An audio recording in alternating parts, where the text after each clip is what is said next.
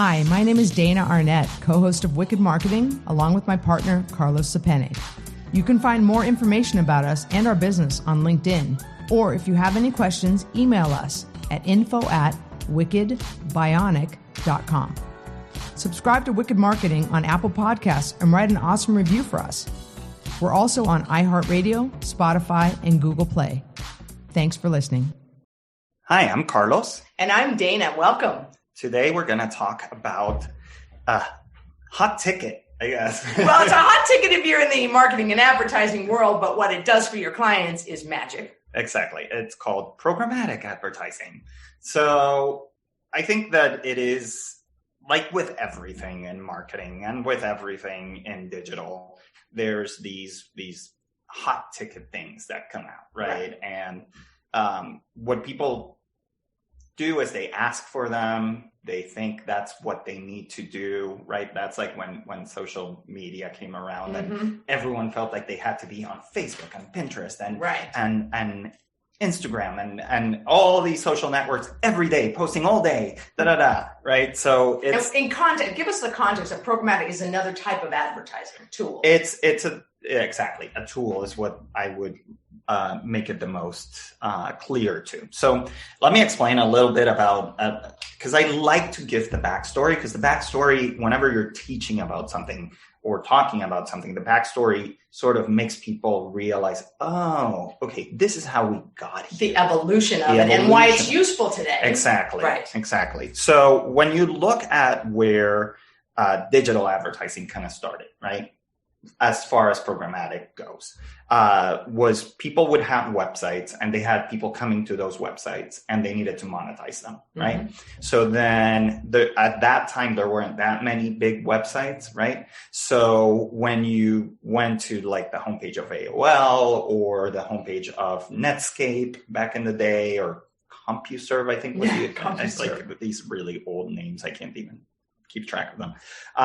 But you would go to those pages. They wanted to monetize those pages, right? And so what agencies at that time would do, the ones that had digital advertising, because people didn't really understand it, is as a new evolution, they looked at it kind of like print, right? So we would put an ad on it. And so let's say you had a website, right? And that website had viewers on it. My agency would call your company and say, hey, we want to advertise. We want to put ads the same as what you did on print. And so that's where these banners came out of, right? Like those little bars at the top and on the right. And at the time, they were all different sizes because everyone did whatever it felt like. Yeah. There was no uniformity. There was no anything. Or it followed the formats from print, right? 2/3 of the page, 1/3 of the page, 1/4 of the page. Like an ad, Like it did in print, right? Because it was probably what was the closest in look because you were looking at it. Right. And so what started happening is that more and more websites started coming up, right? And people started using the internet more and more, right? So then the agencies had to go to you for your website, to Joe for his website, to Mary for her website, and when you start doing that at scale, when you're dealing with 10 websites that have 10 different sizes, right? It's 100 different ads you have to make. There's a cost that you have to pay a designer. You have to. Well, think of your staffing alone, scaling for that. Yeah, exactly. And so there was a need for a standard, right? So then the IAB came out, or the origins of the IAB back in the day, where they said, okay, these are the sizes that everyone has to use, right? So we're all going to use these sizes. That's going to reduce the work because that means instead of making 100 ads, I make 3 ads, and that works for everybody. That's great. But I still had to do those 10 phone calls to people. I still had to get the people, I still had to go and get the people, right? And negotiate with each of them, right? So you would say, in order to put it on my site, I want $5. He wants 10. That one wants 15. How do you manage all this stuff? Too much, especially when you have a large account that's spending $15 million a year on advertising. So what happened was that there wasn't enough demand for all that ad space, right? Because it was hard to talk to so many people. So a lot of the up and coming sites were getting no Right. They get a lot of traffic, but they were getting no advertising because I was used to dealing with these 10 people. I'm not going to add 20 people to that. Right. It wasn't scalable. It's just a matter of staffing. Right. It's a matter of the budgets that they had, because digital budgets were tiny back in the day, right? And the perception that the internet was free too, right? So what started happening was that companies like DoubleClick, which then got purchased by Google, developed these ad servers that enabled you to at least be able to place those ads easily, right? So I would create a campaign on DoubleClick, and then those ads would appear on those 10 sites. Right. And that was probably around like 1996 or something. That somewhere around kind there. Of developed. Yeah. So I remember actually I went up to DoubleClick to get trained in DoubleClick back in the day. And so, okay, so that at least alleviated the trafficking portion of it, right? But I still had to deal with 10 people. Right. Still have a sales team. So like I was saying, a lot of this inventory didn't get monetized, right? So there were views, there were impressions, but because it was so hard to handle, like all these negotiations and whatever, it's cumbersome and you need a lot of staff and there wasn't the budgets there. Places like Google realized, wait, there's a lot of unmonetized inventory here, right? So if we create something or we buy someone and create something, we can kind of monetize all of this inventory together, right? And so that created what were called initially the exchanges, right? So while you could go to Google and say, okay, I have this one ad, but I want it to show on these 30 different sites. And Google, instead of you having to negotiate with those 30 different sites, they would go like, okay, here's one standard rate. And with that one rate, you will get on those 10 sites. So then the site owners were like, wait a second, I want $5. He wants $10. That one wants $15. And you want us all to settle on $2? No. Right. So what they did was, but they still wanted to monetize it, right? Not dumb, so this idea of remnant advertising came up, which was anything that we don't sell on our own, you can fill. So anything that I don't sell for my $5 and he doesn't sell for his $10, then you, Google, can go out and sell for $2. Right. So it was like everybody got their needs met. Yeah. Everybody got their needs met. Right. So what happened was that, okay, so when you were buying into that inventory, because the bigger sites wanted to charge more for their inventory, because they're like, my quality is much better than Joe Schmo's blog over there. And we have, New York Times think we have 100 seasoned editors that are writing these great articles. You can't tell me that my site is going to cost the same as Joe Schmo's little news site that does no traffic. Yeah. Or they have traffic, but it's all made up shit. That's not journal. Not high quality. Not high quality content. Yeah. So anyhow, so what happened there was, okay, we're going to then reserve, as New York Times, we're going to reserve our homepage inventory, our top news section inventory. We're never going to make that available to anyone in the exchange, right? Because that is our top and inventory. And the exchange is what we're calling what programmatic advertising is. The very initial place, right? So an exchange is what? If you think about it as like a farmer's market, market is an exchange, right? You have inventory of fruit. I come in as demand.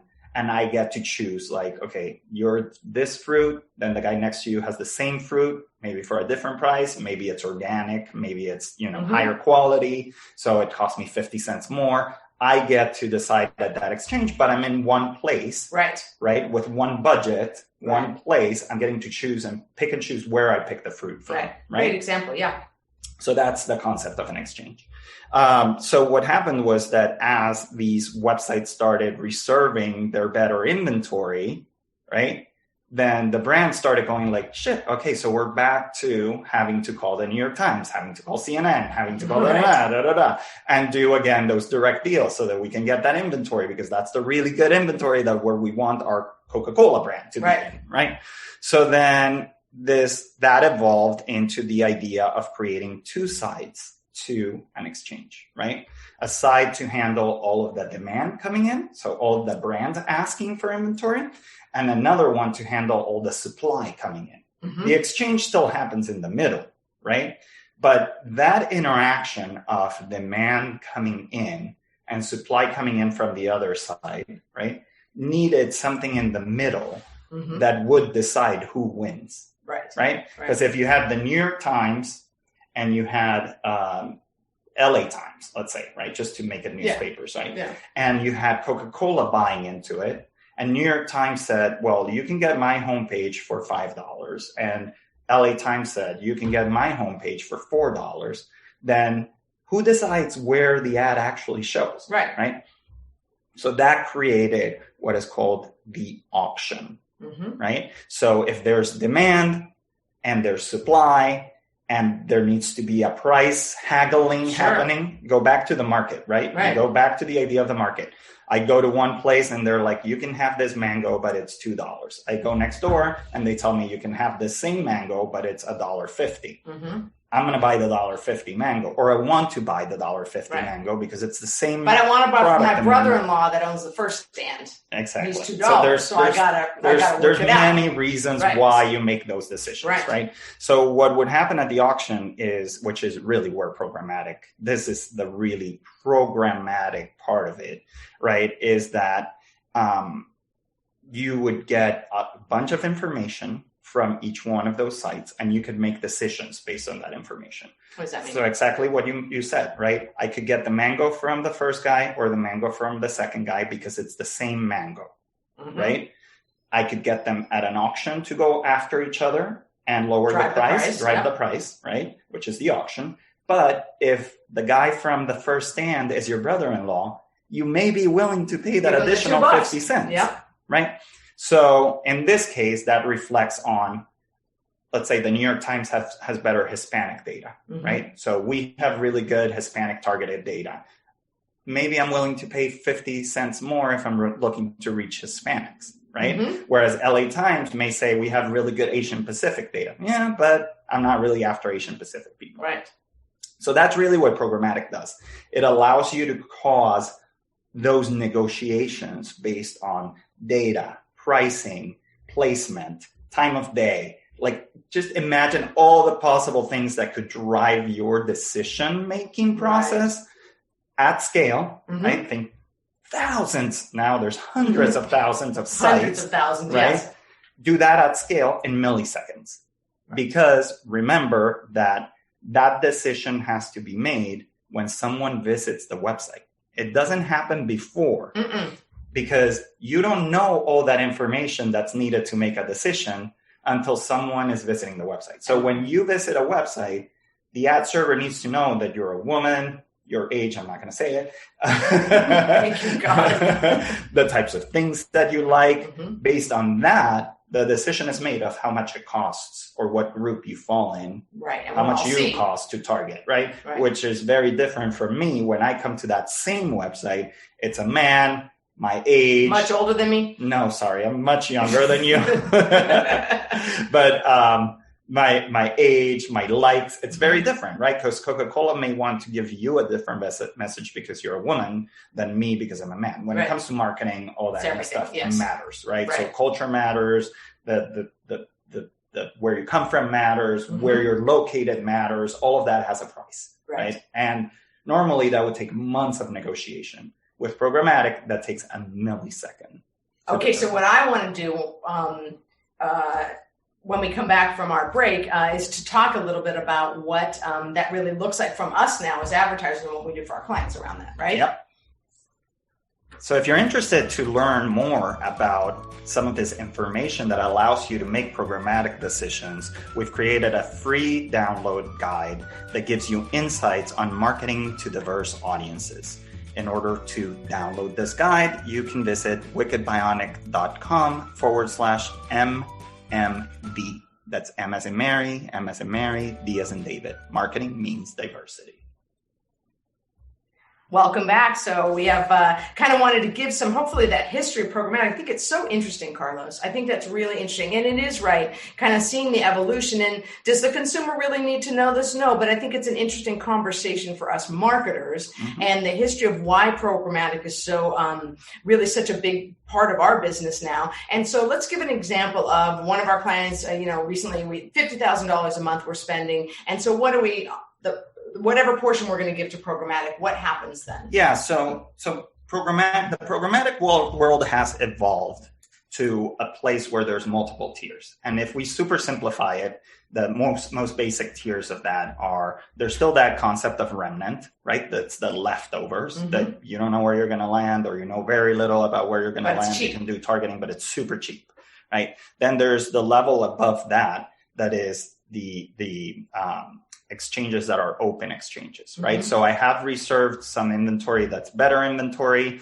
It's better priced, but then I go into an exchange and I make it available to these publishers, right? So you go into a different farmer's market. It's a better, chicer farmer's market. Beverly Hills farmer's market. Not yet Beverly Hills. Beverly Hills is higher. Sorry. You're funny. So it's the open, that's called the open marketplace, right? Then there's a level above that. That's the private marketplace. So what happened was a lot of these brands, again, getting smarter about it, went like, hey, LA Times, we're the New York Times, you're the LA Times, we have the Boston Globe and the whatever.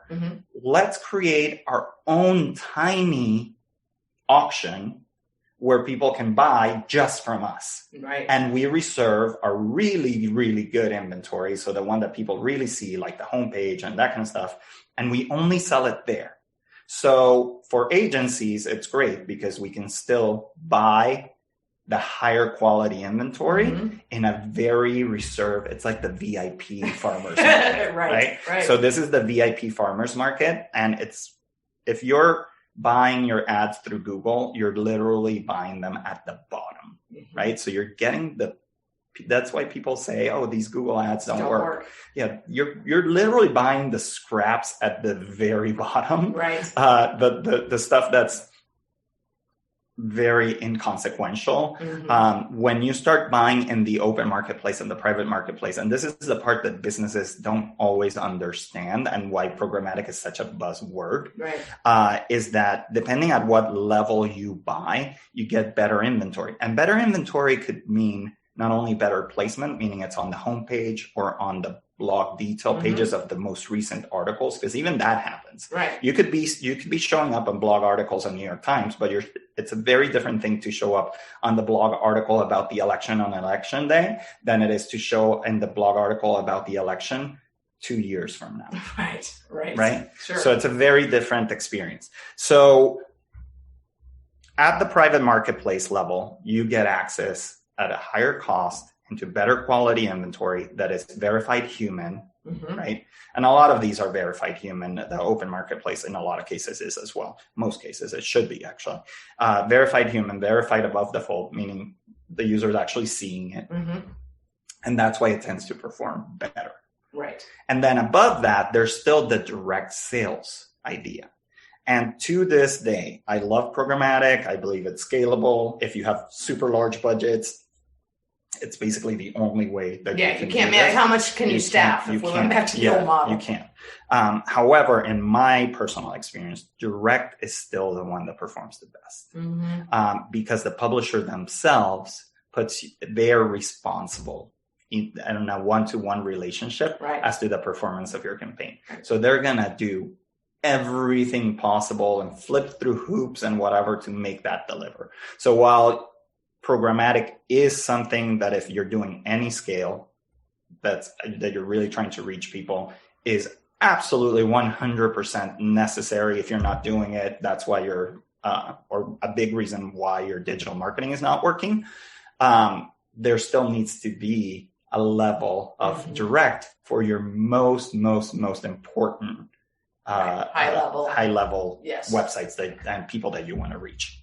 So would you say, so if we're back to our $50,000, one of the great things about programmatic, like anything that we do, is you're going in there and you're picking your audience, you're picking it's very detailed. It's not like you hand them $50,000, one of our like Centro or whomever, you hand them $50,000, say go to it. It's very, very detailed. And that's, I think, the talent of an agency, an advertising agency. Well, it's the talent and the knowledge of the agency, because a lot of agencies, not to put them down, but a lot of them just pass on these campaigns to like people that are learning programmatic.